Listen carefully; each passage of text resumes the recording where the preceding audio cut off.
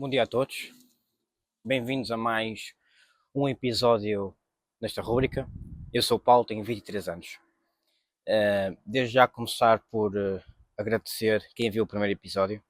Isto vai ser uma coisa onde eu pretendo ser consistente e um, pretendo que saia todos os sábados às 10. Por vezes poderá haver uma vez que não sai ou outra, porque ou é porque não consigo, porque não tive assim muito tempo, ou porque eu preciso mais tempo para uh, estruturar bem os meus pensamentos do capítulo. Eu de todo quero dar rush ao que eu aprendo aqui no Mere Christianity e em todos os livros que eu leio. Portanto, acho importante. Hoje temos aqui várias cenas para falar. Eu não sei quanto tempo é que vai ser este vídeo, para ser muito sincero. Nós vamos claramente falar sobre o capítulo 2 de Mere Christianity, mas antes, vocês já sabem, passagem bíblica, ok? Passagem bíblica, para começar. E esta semana eu estava. Tem aqui muita coisa para mim. Esta semana eu estava a ler Mateus. E Mateus capítulo 10 fala-nos sobre isto. É uma passagem que tem estado muito, mas muito na minha cabeça. E Mateus 10 diz-nos assim, Mateus 10, 34, 35. Não penseis que vim trazer a paz à terra, não vim trazer a paz, mas a espada. Porque vim separar o filho do seu pai, a filha da sua mãe e a nora da sua sogra. Mateus 10, 34, 35. Nós temos que respeitar, primeiramente, antes de falar sobre isto, acho que nós temos que respeitar o estilo escrito da Bíblia. Okay? A Bíblia tem muito exagero, tem muito hipérbole. E na altura o pessoal escrevia assim. Quando ele diz que vim trazer a espada, ele não veio trazer fisicamente a espada, certo? Para começar guerras. Mas veio sim trazer a verdade. E veio trazer a verdade de uma forma tão agressiva, entre aspas, que poderia existir o separamento entre filho e pai, filha, mãe e nora e sogra.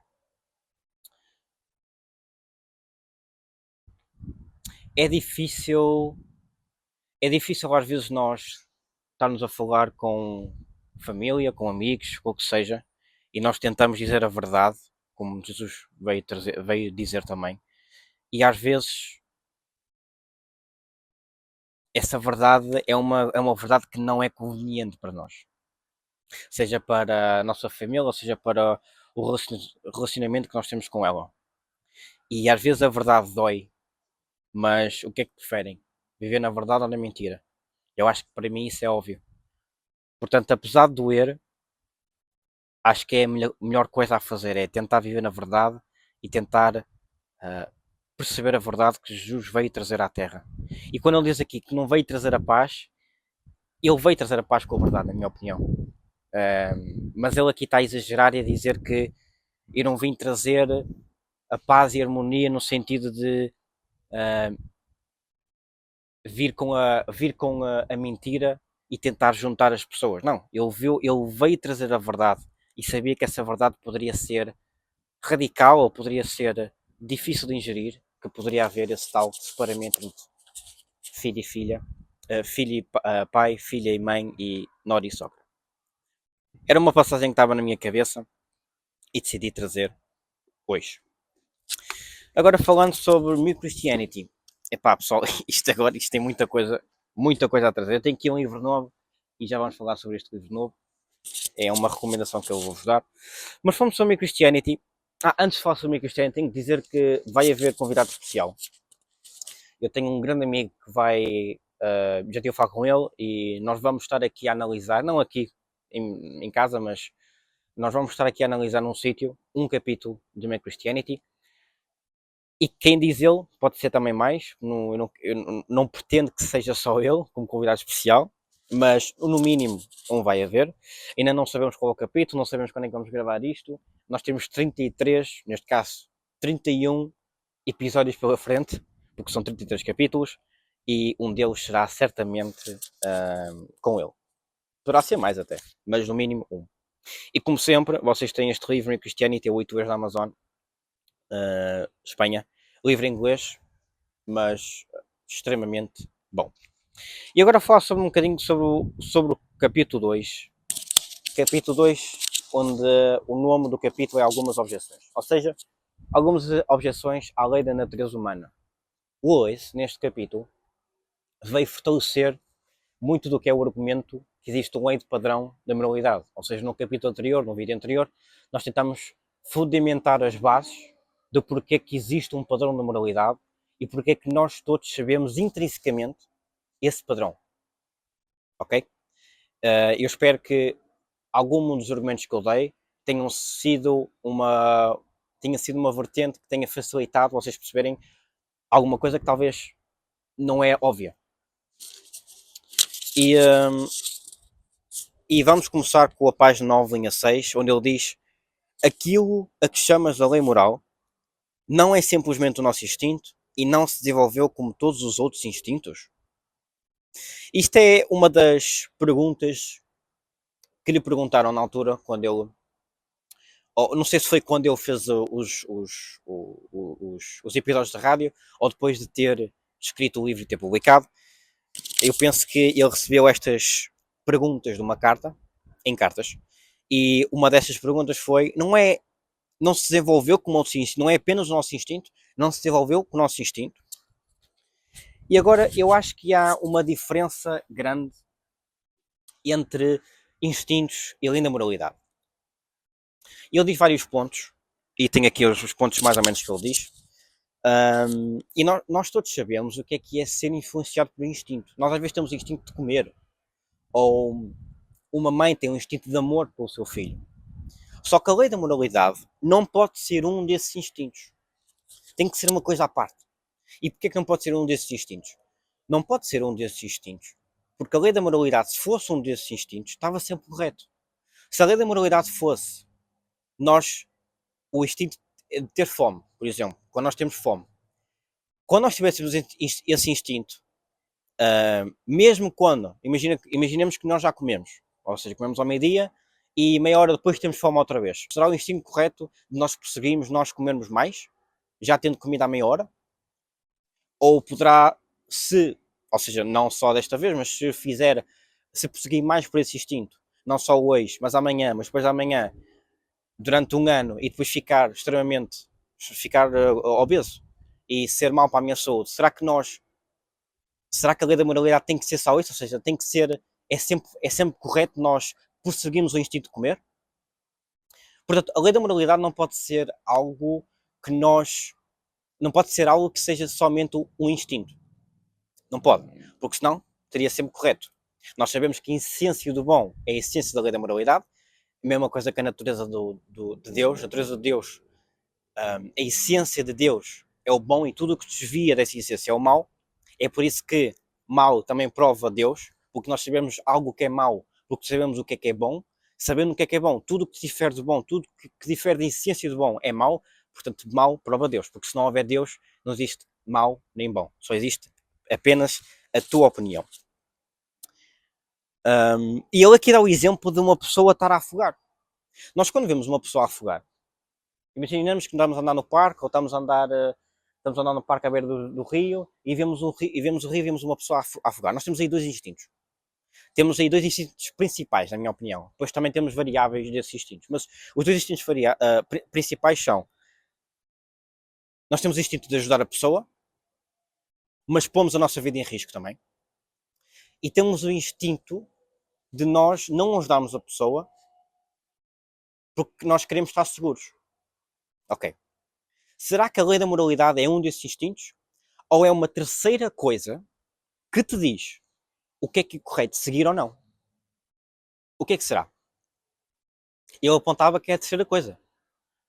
Porque lá está, dando o mesmo exemplo do instinto da fome, se o instinto for sempre ficar e salvar-me a mim e não tentar salvar o outro, apesar de pôr a minha vida em risco, é sempre correto isso? Ou seja, de todas as pessoas que poderia ver a afogar, a lei da moralidade era o instinto onde eu punha-me em segurança, punha-me em primeiro lugar. Eu acho que não, eu acho que é a terceira coisa. É uma coisa que não pode ser um dos instintos. Ou seja, se não houvesse uma lei da moralidade e houvesse estes dois instintos, o instinto mais forte ganhava. Mas porquê que às vezes nós deparamos com estes problemas e percebemos que há o instinto mais fraco, o instinto que não é conveniente nós irmos lá, sabemos que esse instinto está a pesar mais na balança porque existe algum senso, alguma lei da moralidade, algum padrão do comportamento que nos diz que nós temos que seguir aquele instinto, mesmo que o mesmo não é conveniente a nós. Portanto, ele dá aqui o exemplo de uma pessoa a afogar. Portanto, e também é uma terceira coisa diferente do instinto, é uma terceira coisa diferente dos instintos. Não pode ser uma das coisas. Portanto, portanto, os instintos, se nós formos a pensar, os instintos não são coisas estritamente boas ou más. São, o instinto pode ser bom numa ocasião e pode ser mau noutra. Mas como é que nós sabemos que o instinto é bom nesta ocasião e é mau na outra? Porque existe a lei da moralidade. Porque existe a lei da natureza humana, certo e errado, como vocês quiserem chamar, que nos ajuda a perceber qual é o instinto que nós devemos seguir. Agora, nós podemos rejeitar esse instinto. Podemos rejeitar esse instinto. Mas, já está. Ele existe. Porque se não existir, o instinto mais forte ganha. E nós sabemos que há ocasiões que, por mais que possa ser o mais forte, sabes que não é correto tu fazeres isso. E agora vou passar aqui a um exemplo que ele dá do piano. Ele faz uma analogia muito boa com o piano. Ele diz, página 10, linha 8, a lei moral diz-nos a melodia que temos que tocar. Os nossos instintos são apenas as teclas. Os nossos instintos são apenas as teclas. Os instintos são apenas as teclas. Por vezes, no piano, nós seguimos uma música. Nós sabemos que esta tecla é boa nesta ocasião, faz sentido nesta ocasião, mas já na ocasião a seguir já não faz sentido. Já não é a melhor tecla para tocar. A lei moral é isso. A lei da moralidade, a lei da natureza humana, diz-nos que instinto devemos seguir. Que instinto devemos tocar. Como aos pianos. Como a tecla dos pianos. E ele depois diz assim, e agora vamos a outra objeção, mas esta frase é tão boa, porque faz uma analogia que toda a gente percebem? Este livro é incrível, porque, imagina, não é complicada, é um livro que tu lês, é viciante ler, não é extremamente simples, no sentido, é bem da base, vais perceber tudo, mas é muito simples e são exemplos que tu nunca talvez pensaste na vida e quando tu pensas pela primeira vez, pá, faz sentido. Mere Christianity e pelo menos estes 2 capítulos para já, pá, são extremamente bons. C.S. Lewis era uma coisa incrível. Portanto, perceberam a cena do piano?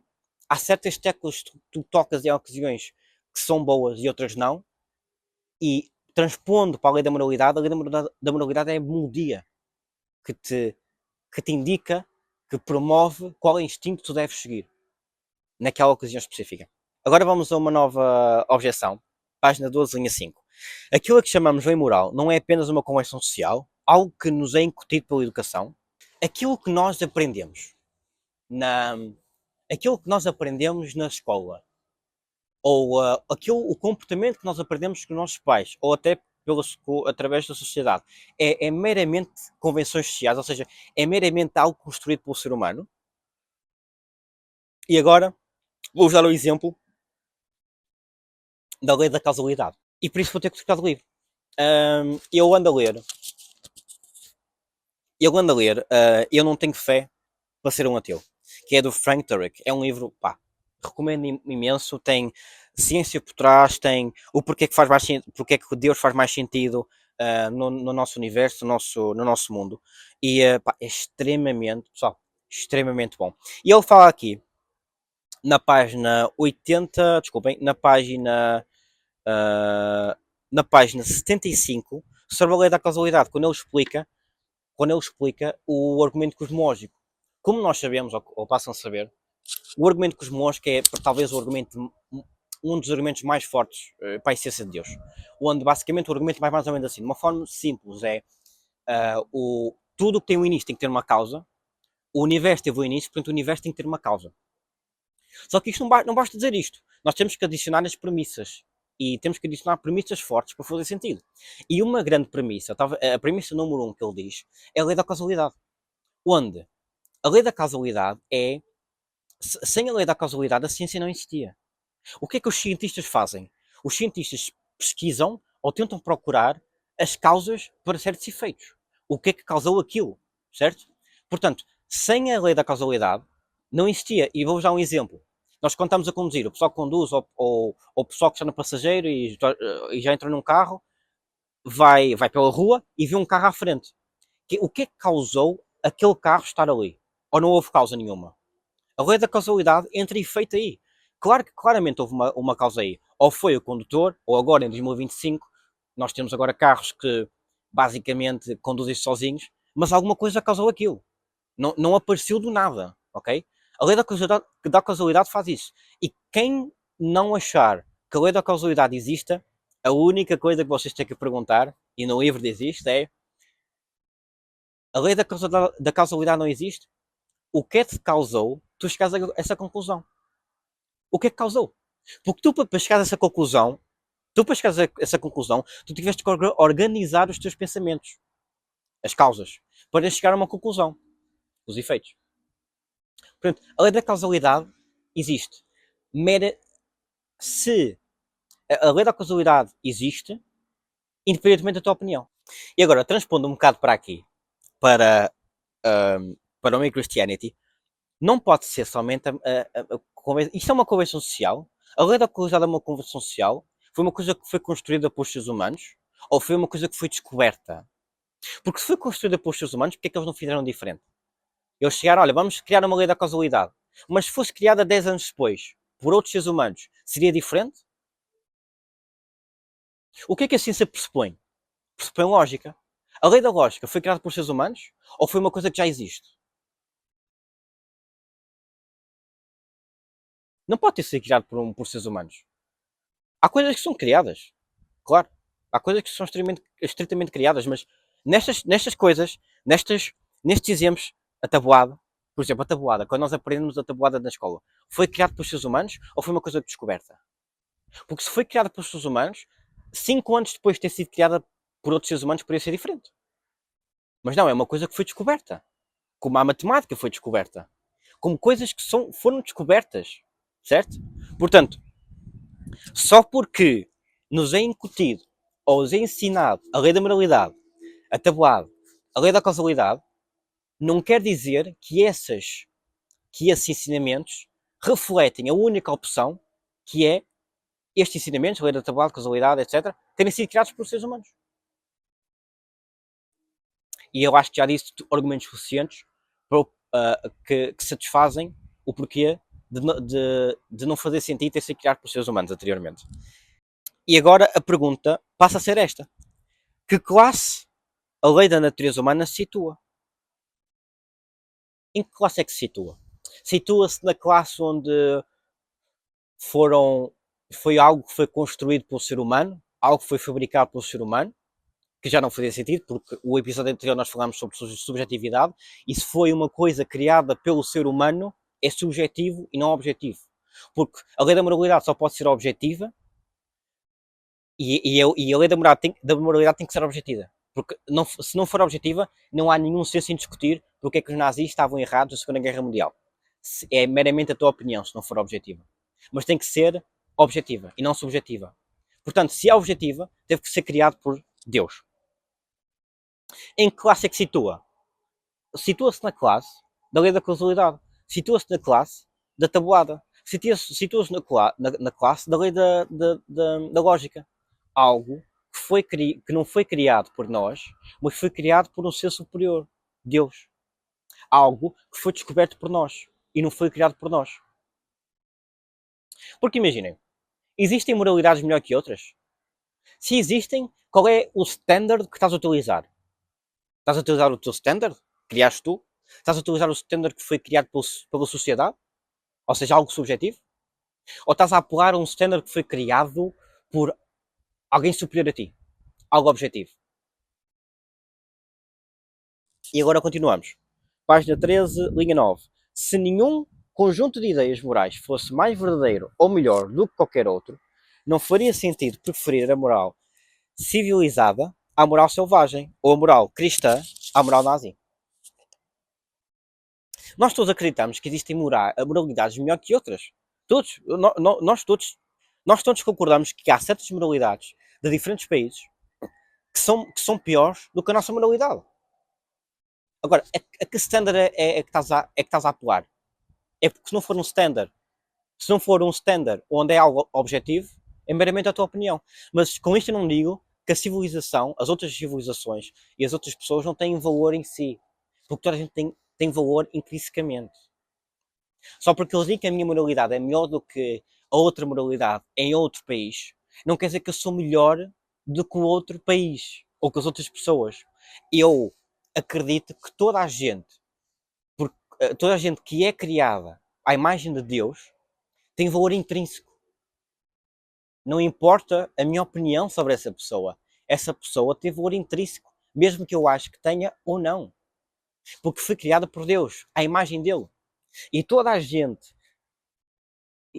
que foi criada por Deus à imagem dele, toda a gente, tem valor intrínseco. Tem valor intrínseco. Portanto, de todo eu estou a dizer que só por eu ter uma moralidade melhor do que outra civilização ou as outras pessoas, que eu sou melhor do que essa pessoa. Em termos de valor. Porque não sou igual. Toda a gente tem valor intrínseco. Toda a gente. E pegando um bocadito no rei da moralidade, este standard não pode ser uma moralidade ou outra. Este standard não pode ser a minha moralidade ou a outra moralidade. Tem que ser algo diferente.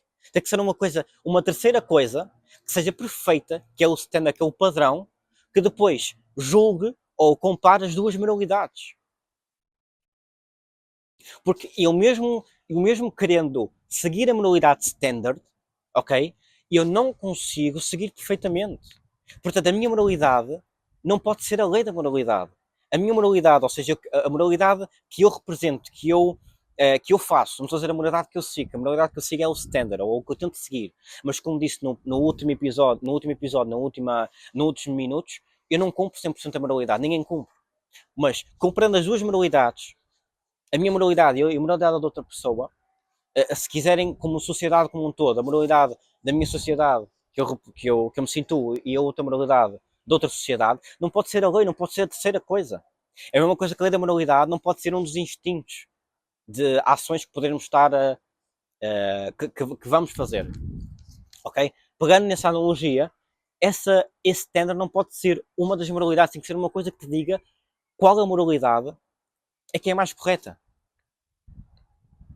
Porque eu acho que nenhuma moralidade no sentido do que eu faço, do que eu represento, não é do que eu tento seguir, atenção, mas do que eu faço. Nenhuma moralidade é perfeita. Eu não quero que me sigam a minha moralidade, eu quero que sigam a moralidade standard. Percebem? Ou eu quero no sentido, eu rezo para isso, eu não vou obrigar ninguém, então a gente tem a liberdade, tem a liberdade de escolha de seguir ou não seguir. Ok? Isso não está em causa. Mas eu rezo por isso, rezo para as pessoas seguirem, pesquisarem isto, uh, formularem esse pensamento à volta disto e perceberem se isto é verdade. E se for verdade, tentarem seguir ao máximo. Porque seguir perfeitamente é impossível. E não interessa o que as pessoas pensam. Só porque eu penso que a moralidade esta moralidade é má ou boa, não interessa. Porque é superior a ti. E isto é difícil as pessoas assentar, as pessoas perceberem. Isto é superior a ti. Tu não és o centro do universo. Tu não és o centro de tudo. Tu não és a prioridade. Tu não és o protagonista. Percebes? É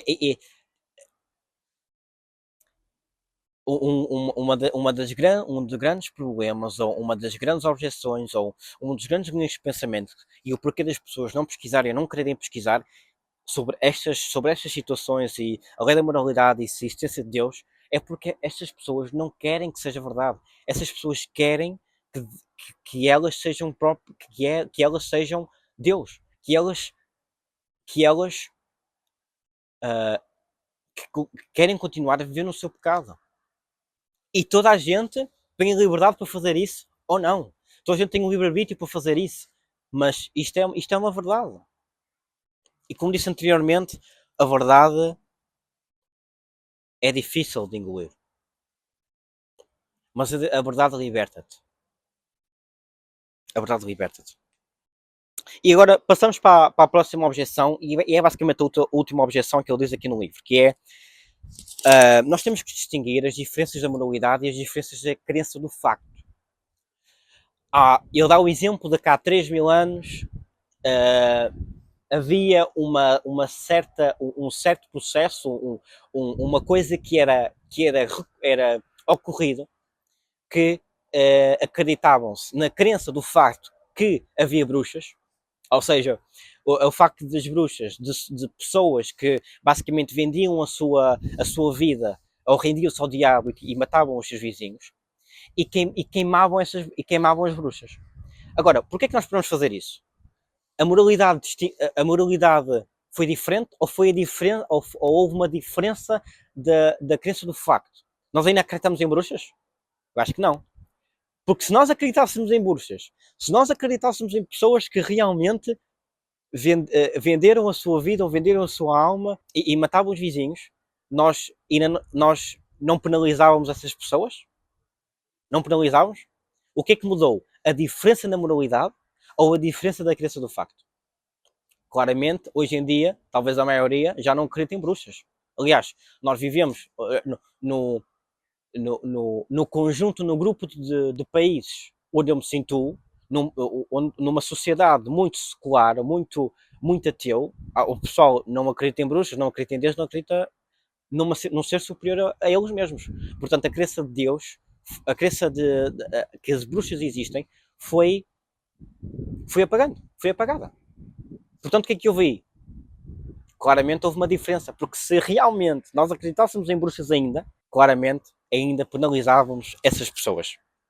E, e muitas pessoas vão fazer isto. Vão tentar exagerar e vão tentar, mas confundem-se, porque eles confundam esta moralidade, confundam as diferenças que possam haver entre moralidades e as diferenças em que possam haver entre as crenças dos factos. E acabo com isto. E acabo com esta passagem. Página 15, linha 3. Não se chamaria humano a um homem que deixasse de colocar ratoeiras se o fizesse por acreditar que não havia ratos em casa. Pessoal, muito obrigado por assistirem a mais um episódio. Muito obrigado mesmo. Já sabem, vídeos todos os sábados às 10 da manhã.